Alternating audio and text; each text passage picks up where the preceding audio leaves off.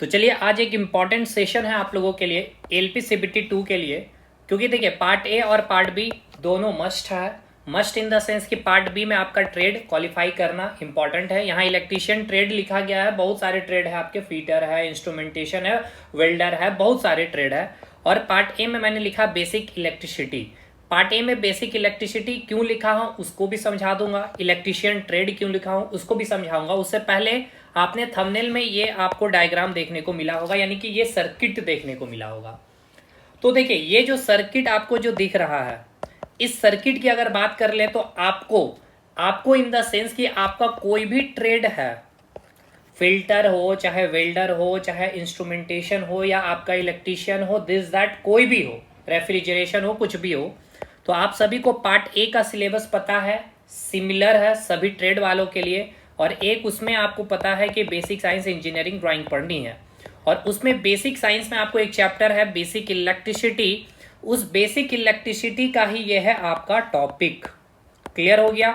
It means ये आपका जो सवाल या ये जो सर्किट दिख रहा है सभी के लिए इंपॉर्टेंट है। और ये इतना इंपॉर्टेंट इसीलिए है क्योंकि ये आपका फ्रीक्वेंटली पूछा जाने वाला सवाल है। इससे पहले यानी अभी आपका जो आरआरबी ये सारे सवालों को जो पूछ रही है स्पेशली ट्रेड में, ठीक है ना भाई। अब स्पेशली ट्रेड में मतलब क्या कि जिनका ट्रेड इलेक्ट्रीशियन है या फिर जैसे इंस्ट्रूमेंट मशीन हो गया, उसमें भी आपको इलेक्ट्रीशियन का पार्ट पढ़ना है, तो उसमें भी आपको बेसिक इलेक्ट्रॉनिक्स जो एक चैप्टर है उसमें आपको पूरा रजिस्टेंस के बारे पढ़ना होता है। और वो रजिस्टेंस कहने का मतलब क्या है, इस सर्किट में आपको यहां जैसे ए पॉइंट दिखाया गया है, बी पॉइंट दिखाया गया, कोई एग्जामिनेशन में आपको सी पॉइंट दिखा करके आप कोई भी ए या सी के बीच आपको इक्विवेलेंट रेजिस्टेंस की वैल्यू पूछ लेगी, बी और सी के बीच पूछ लेगी, ए और बी के बीच पूछ लेगी। तो ये जो अब सर्किट है, मतलब समझ में आ गया ना कि पार्ट ए में भी आपको बेसिक इलेक्ट्रिसिटी में ये टॉपिक पढ़नी है, और इलेक्ट्रीशियन ट्रेड वालों के लिए तो मस्ट है ये टॉपिक। तो आप किसी भी ट्रेड से संबंधित रखते हो, ऐसे सवालों को आप कैसे बना सकते हैं। आप में से बहुत स्टूडेंट ने ये सवाल का जवाब भी दे दिया होगा, लेकिन मायने ये रखता है कि आपने जवाब किस तरीके से दिया, क्या लॉजिक लगाया है। तो सवाल क्या है, एक बार सवाल को हम लोग पढ़ते हैं और इसके कंसेप्ट पे हम लोग बात करेंगे। क्योंकि देखिए एक तो ये डायरेक्ट इस प्रकार से आपको क्वेश्चन मिलेगा, रेजिस्टेंस की वैल्यू कुछ नहीं रहेगी, कैपिटल आर यानी कि तीनों जो आप देख रहे हैं रेजिस्टेंस की वैल्यू क्या होगी, इक्वल होगी। तो एक इसका फिक्स्ड आंसर आपको रट करके जाना होगा, रटना होगा भाई। रटना मैंने कब बोला, जब आपका पूरा कंसेप्ट क्लियर हो जाए, क्योंकि मेरा समय वहां बचेगा। दूसरा मेथड यानी कि दूसरा टाइप के क्वेश्चन, यहाँ पे आपको 3 ओम दे दिया हुआ रहेगा, यहाँ 4 ओम दे दिया हुआ रहेगा, यहाँ 5 ओम दे दिया हुआ रहेगा। अब ये आपका रटा हुआ काम यहाँ पे नहीं आएगा, क्योंकि यहाँ आर की वैल्यू चेंज हो गई है, यहाँ आर की वैल्यू चेंज हो गई है, यहाँ आर की वैल्यू चेंज हो गई है। मतलब समझ में आ गया ना। रटना भी है हमें, लेकिन उससे पहले हमें क्या करना है, समझना है। रटना किस लिए है, हमारा समय बचेगा। कब, जब रेजिस्टेंस की वैल्यू सेम रहेगी। अब यहाँ आर ना देकर वहां केवल 2 ओम, यहाँ भी 2 ओम, यहाँ भी 2 ओम हो जाए, तो समझ में आ रहे हैं ना, रटना वाला यहाँ पे काम आ जाएगा। तो वो अभी मैं सारा चीजों को बताऊंगा। पहले हम लोग क्वेश्चन को पढ़ते। क्वेश्चन में क्या बोला गया है कि आपको बोला गया है कि इन द गिवन डायग्राम, यानी कि इस फिगर में या फिर इस सर्किट में, what is the resistance between point A and point B, यानी कि पॉइंट ए और पॉइंट बी के बीच में आपको रेजिस्टेंस बतलानी है। बिंदु ए एंड बी के बीच प्रतिरोध कितना होगा। सिंपल सा क्वेश्चन है आपको कि ये जो आपको पॉइंट्स दिख रहे हैं, point A and point B के बीच में आपको ये जो रेजिस्टेंस का वैल्यू है, वो रेजिस्टेंस की वैल्यू कितनी होगी। समझ में आ गया। देखिए अब ये सवाल को मैं पूरा बेसिक से समझाऊंगा, लेकिन इतना मैं मान के चलता हूं कि आपको क्या पता होना चाहिए भाई। SERIS सीरीज, यानी कि इसे हिंदी में हम कहेंगे श्रेणी क्रम, यानी कि सीरीज कॉम्बिनेशन। और एक होता है आपका, ये मैं आपको बताने नहीं जा रहा हूं, टेंशन नहीं लेना, मुझे पता आप सभी को पता होगा, पैरेलल कॉम्बिनेशन, यानी कि समानांतर समानांतर क्रम। ठीक है, पता होगा।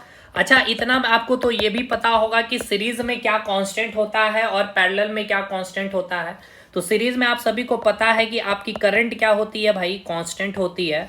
और पैरेलल में समानांतर में क्या होता है, आपका वोल्टेज क्या होता है, कांस्टेंट होता है। ठीक है, ठीक है सर।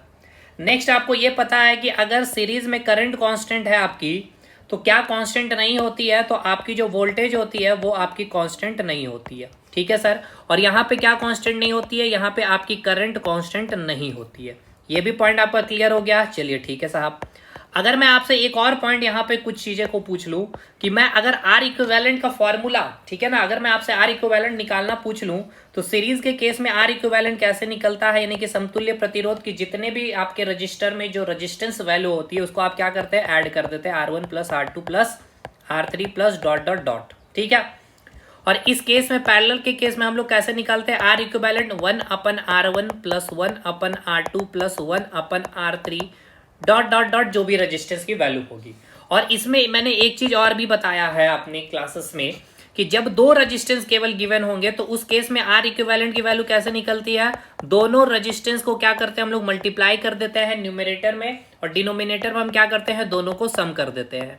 इसके बाद मैंने एक और चीज आपको बताया था कि आर इक्विवेलेंट जब दो रेजिस्टेंस होगी और दोनों रेजिस्टेंस की वैल्यू इक्वल होगी, कब, पैरेलल के केस में, तो वहां पे फॉर्मूला मैंने क्या बताया था, मतलब मैं ये कहना चाहता हूं कि इस केस में R1 बराबर R2 हो गया है जो आपको R दिया हुआ है, ठीक है।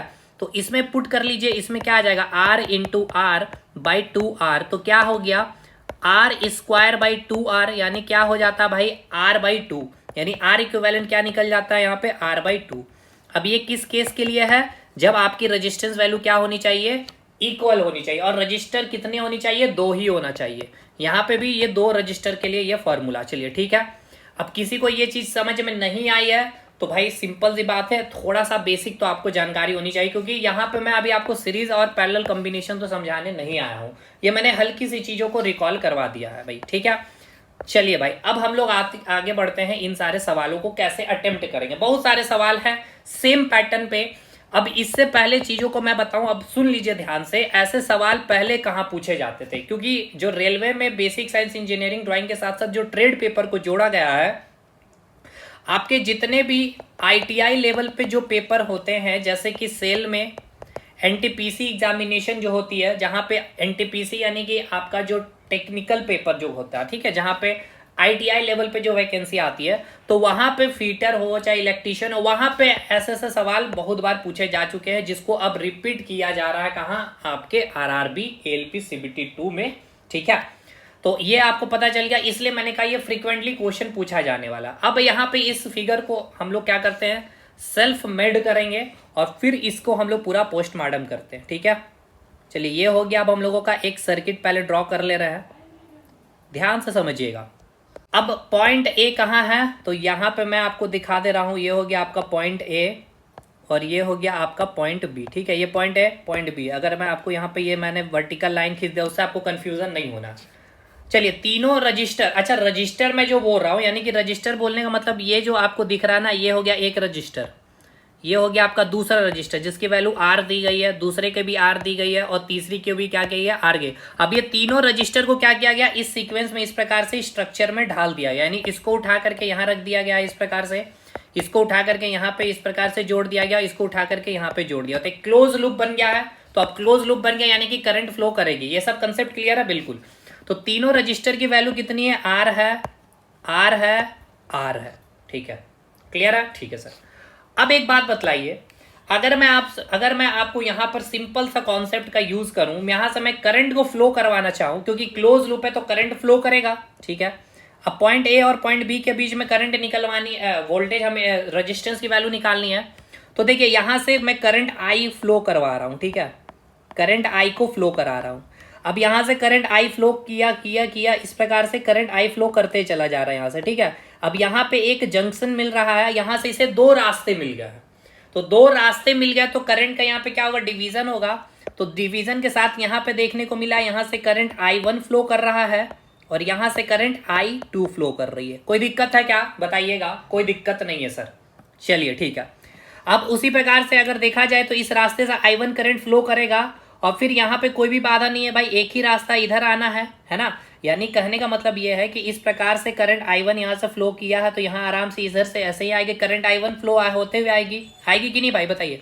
यानी कि ये तो सिंपल सा अंडरस्टूड हो गया सर, यहाँ पे कितना करंट फ्लो करेगा, I1, ठीक है सर। अब एक बात बतलाइएगा, यहां से जब I1 करंट फ्लो कर रहा है इस प्रकार से, I1 फ्लो करते करते यहां पर आएगा, ठीक है, यहां पे आया क्या, आपका I1 आ गया, ठीक है, और इधर से क्या फ्लो कर रहा है, आपका I2 करंट फ्लो कर रहा है। क्लियर कर रहा है कि नहीं? अब ये दोनों आकर के यहाँ पर मिल गया I1 प्लस I2, और यहाँ से क्या निकलेगा भाई, यहाँ से करंट क्या हो जाएगी, बाहर निकल जाएगी। कितनी निकलेगी, यहाँ से करंट कितनी बाहर निकलेगी, तो I1 प्लस I2 निकलेगी। I1 प्लस I2 क्या होगा, टोटल I, यानी कि जितना आपको पता है ना, मैंने क्या बताया था कि जितने लोग बारात के लिए जा रहे हैं भाई, बारात में अगर 70 लोग जा रहे हैं, ठीक है, तो वापस भी कितने लोग आते हैं घर में, बारात में बारात जाते हैं तो 70 बाराती ही आते हैं ना भाई।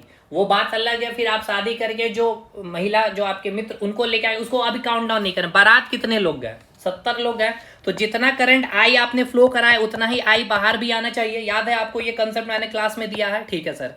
यानी कि हमें यहाँ पे अगर मैं आपको दिखा दूं, यानी यहाँ से मैंने आई करंट को फ्लो कराया तो बाहर कितना निकलेगा, आई करंट फ्लो करके बाहर निकलेगा। अब एक बात बताइए, यहाँ से आई जो करंट आपका इंटर किया पॉइंट ए से, ठीक है, तो यहाँ से करंट क्या हुआ, डिवाइड कर दिया I1 और एक I2 में, ठीक है सर। अब आपको पता है यहाँ पे कुछ नहीं, अब आपको यहाँ पे बस यूज करना है क्या, सीरीज और पैरेलल का कंसेप्ट। इसमें आपको चेक करना है कि कौन सा रजिस्टर सीरीज में है और कौन सा रजिस्टर पैरेलल में है। तो सीरीज में वो होगा जहां पे करंट क्या होगा, कांस्टेंट होगा। पैरेलल में क्या होगा, वहां पे करंट कांस्टेंट नहीं होगा।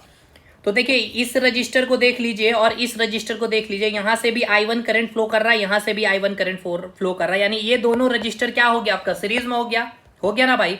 यानी मैं इसको दिखा सकता हूं इस प्रकार से सीरीज में, तो ये सीरीज में हो गया, तो ये R जुड़ गया, तो कितना हो गया, इक्विवेलेंट रेजिस्टेंस 2R हो गया। अब देखिए, यहां से इस रेजिस्टेंस पे देखेंगे तो कितना करंट फ्लो कर रहा है, I2, यानी इससे I2 फ्लो कर रहा है और इससे कितना फ्लो कर रहा है भाई, ये दोनों अब मिल करके ये हो गया है। यानी यहां से मैं दिखाना चाहूं इस प्रकार से, ये जो है आपका, ये आपका R है, ये वाला रजिस्टर में बनाया, यहां से आपका फ्लो कर रहा था I1 करंट, यहां से फ्लो कर रहा है आपका I2, ठीक है, फ्लो कर रहा है I2, तो इससे I2 फ्लो कर रहा है, इससे I1, यानी दोनों में डिफरेंट करंट फ्लो कर रहा है। यानी ये दोनों किस में होगा, सीरीज में या पैरेलल में? तो मैंने अभी बताया है, पैरेलल में क्या होता है, करंट कांस्टेंट नहीं होता है। तो यानी ये क्या हो गया आपका, ये अब कॉम्बिनेशन दोनों में क्या आएगा, पैरेलल कॉम्बिनेशन आएगा। तो चलिए अब इन दोनों के बीच हम लोग पैरेलल कॉम्बिनेशन बना लेते हैं। तो एक तो आपका ये 2R आ गया, यहाँ पे कोई दिक्कत है क्या, कोई दिक्कत नहीं है सर। अब इसके बाद यहाँ पर एक कॉम्बिनेशन आप क्या बना लीजिएगा, ये आपका R का, ठीक है, ये हो गया आपका R रजिस्टेंस। बताइए यहाँ पे कोई दिक्कत है? अब यहाँ पे आप इसको ऐसे दिखा सकते हैं पॉइंट A, और यहाँ पे आप ऐसे दिखा सकते हैं पॉइंट B। क्लियर है? अब पॉइंट A और पॉइंट B के बीच में आपका R का वैल्यू निकालना है, तो अभी इसका R इक्विवेलेंट निकाल लीजिए। यानी इसका फाइनल सर्किट अगर आप बनाना चाहेंगे तो इस प्रकार से बनाएंगे, ये हो गया आपका पॉइंट A, ये हो गया आपका पॉइंट B, और यहाँ पे R इक्विवेलेंट कितना होगा, यहाँ पे R इक्विवेलेंट कितना होगा, दो रजिस्टेंस है, ठीक है ना भाई, दो रजिस्टेंस है और दोनों क्या चीज में है, पैरेलल में है, और दोनों की वैल्यू अलग अलग है। तो मैंने अभी आपको फॉर्मूला बताया था, ये फॉर्मूला यूज हम लोग करते हैं, ठीक है। तो ये फॉर्मूला हम लोग फट से यहाँ पे बैठा लेंगे भाई। तो यहाँ फट से अगर हम लोग बैठाएंगे तो 2R into R by 2R plus R क्या हो जाएगा, ऐड होके 3R हो जाएगा। यानी कितना हो जाएगा, 2R square by 3R, R से R कट गया, यानी कि 2R बाई 3। तो आपको एकदम दिमाग में रट लेना है, जब इस प्रकार से स्टार के फॉर्म में आपका, ठीक है, स्टार नहीं कहेंगे इसको, ट्राइंगल के फॉर्म में कहेंगे हम लोग, ठीक है ना, कि ट्राइंगल के फॉर्म में जब आपका सर्किट गिवन होगा और किसी भी पॉइंट में, पॉइंट ए या पॉइंट बी, यहां पर अगर मैं पॉइंट सी भी लिख दूं, पॉइंट ए और सी के बीच में आपका रेजिस्टेंस वैल्यू पूछ लेगा और तीनों के रजिस्टर की रेजिस्टेंस वैल्यू इक्वल होगी, तो उस केस में आपका जो आर इक्विवेलेंट आएगा किसी भी पॉइंट ए और बी, या पॉइंट ए और सी, या पॉइंट बी और सी के बीच में क्या आएगा, 2R/3 आएगा। समझ में आया? 2R/3 आएगा। अब मजा देखिए यहाँ पे भाई, समझ में आया कि नहीं, पहले ये बताया। अगर मैं यहाँ अब R की वैल्यू 3 ओम दे दूं, यहाँ पे 3 ओम दे दूं, और यहाँ पे मैं आपको 3 ओम दे दूं, और यहाँ पे यह है आपका पॉइंट C। अब मैं पूछ रहा हूं, बताइए कि रेजिस्टेंस की वैल्यू, ठीक है, पॉइंट A एंड C के बीच में क्या होगी। तो भाई अब आपको कुछ नहीं करना है, क्योंकि आपका कंसेप्ट क्लियर है। अब आपका वैल्यू रटा हुआ है 2R/3।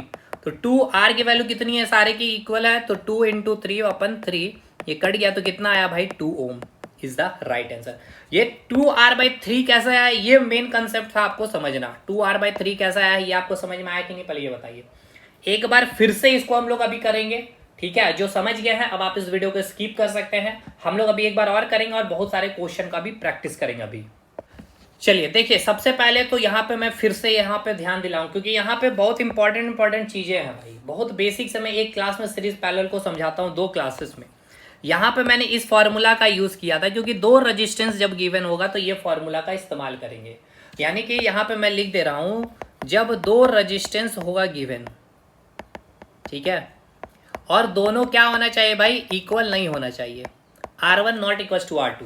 और इस केस में जब R1 इक्वल टू R2, जब 2 केस होगा, रजिस्टेंस निकालना होगा तो हम R/2 फार्मूला का यूज करेंगे। कब? समानांतर क्रम में, ठीक है, यानी कि पैरेलल कॉम्बिनेशन में, ठीक है। अब आइए इसको हम लोग एक बार फिर से क्वेश्चन को अटेम्प्ट करते हैं। इस क्वेश्चन को एक बार फिर से अटेम्प्ट करेंगे हम लोग।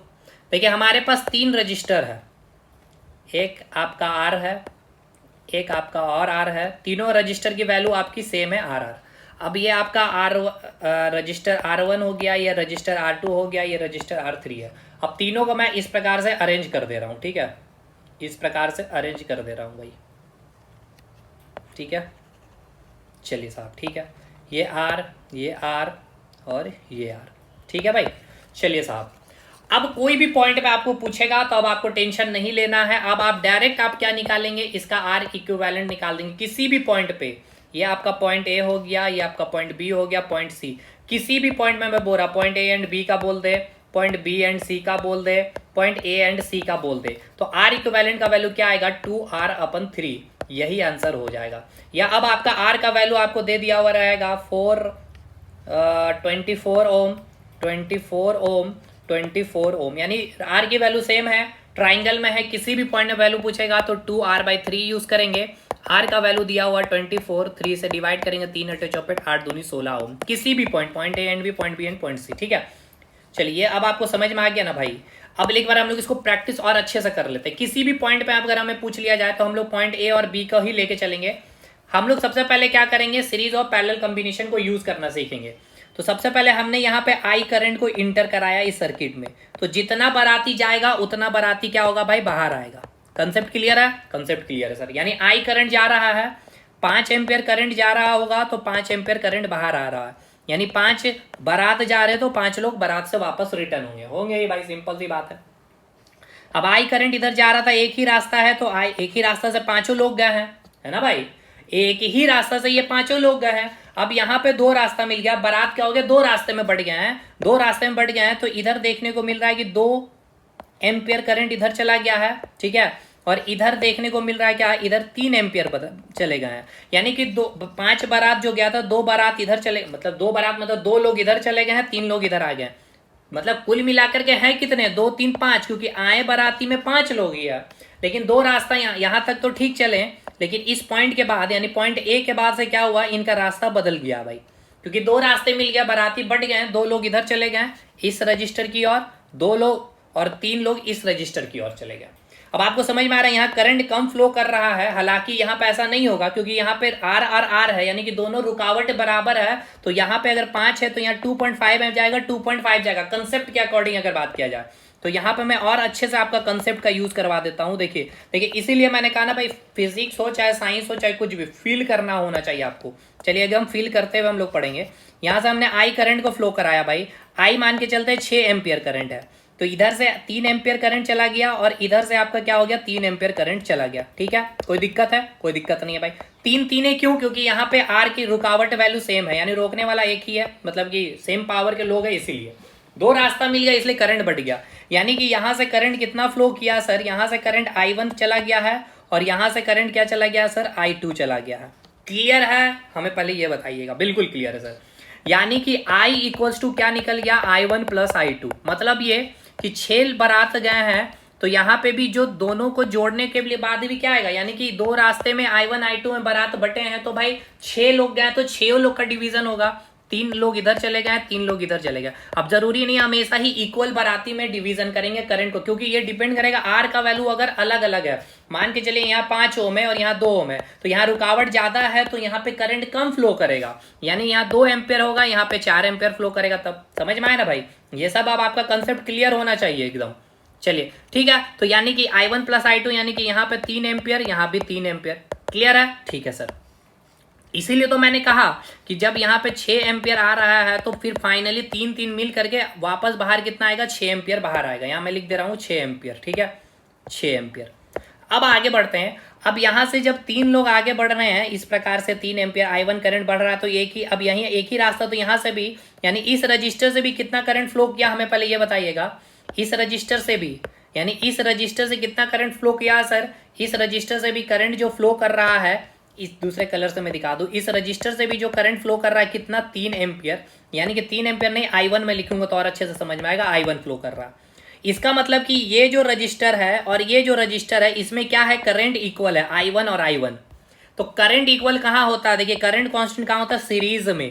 तो इसका मतलब आपको ये समझ में आ गया कि ये जो दोनों रजिस्टर है, ये और ये रजिस्टर, ये दोनों क्या हो गया सर, सीरीज में हो गया, यानी ये R और ये R। तो इसका R इक्विवेलेंट क्या हो जाएगा हमें ये बताइएगा। तो R इक्विवेलेंट होता है R1 प्लस R2। तो इन दोनों को जोड़ देंगे तो क्या होगा, R प्लस R। तो R इक्विवेलेंट इसका क्या आ गया, 2R, ठीक है।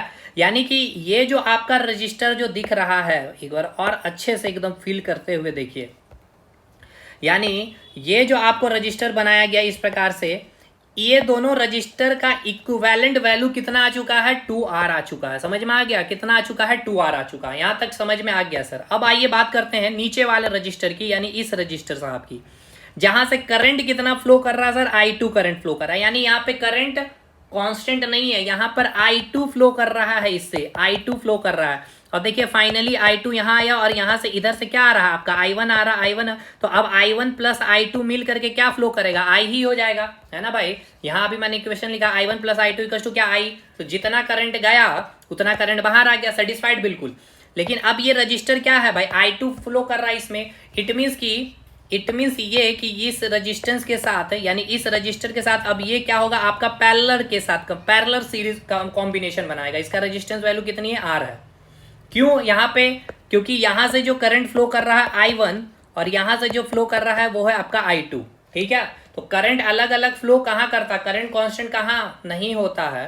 तो करंट कांस्टेंट कहाँ नहीं होता, पैरेलल। यानी ये दोनों अब क्या हो गया, पैरेलल कॉम्बिनेशन हो गया। यानी कि इस सर्किट को मैंने क्या कर दिया है, इस सर्किट में अब कन्वर्ट कर दिया, एकदम इजी बना दिया है। और पॉइंट ए और पॉइंट बी के बीच निकालना, तो यहाँ मैं मेंशन कर देता हूँ आगे थोड़ा सा, एक लाइन खींच के, पॉइंट ए हो गया, ये आपका पॉइंट बी हो गया। अब मैं इसका इक्विवेलेंट रेजिस्टेंस अगर निकालना चाहूँ तो ये आपका, ये R इक्विवेलेंट हो गया, ठीक है, पॉइंट बी, ये आपका पॉइंट ए। तो अब R इक्विवेलेंट कैसे निकलेगा, दोनों पैरेलल है भाई। तो अब दोनों पैरेलल है और दोनों की वैल्यू अलग अलग है, यानी R1 की वैल्यू क्या हो गई भाई, 2R हो गया, ठीक है। और R2 की वैल्यू क्या हो गई, R हो गई। तो R इक्विवेलेंट कैसे निकलता है, R1 इंटू R2 अपन R1 प्लस R2।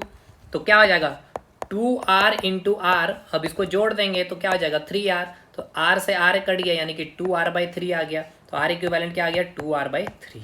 समझ में आ गया। अब देखिए, अब क्वेश्चन हम लोग फटाफट बनाते हैं इस प्रकार से, जैसे कि अब आपको क्वेश्चन जो पूछा हुआ रहेगा इस प्रकार से। देखिए यहाँ पे आपको दे दिया रहेगा 4 ओम, 5 ओम, और यहाँ दे दिया हुआ रहेगा 6 ओम। और यहाँ पे आपको दे दिया गया है point A, point B, point C.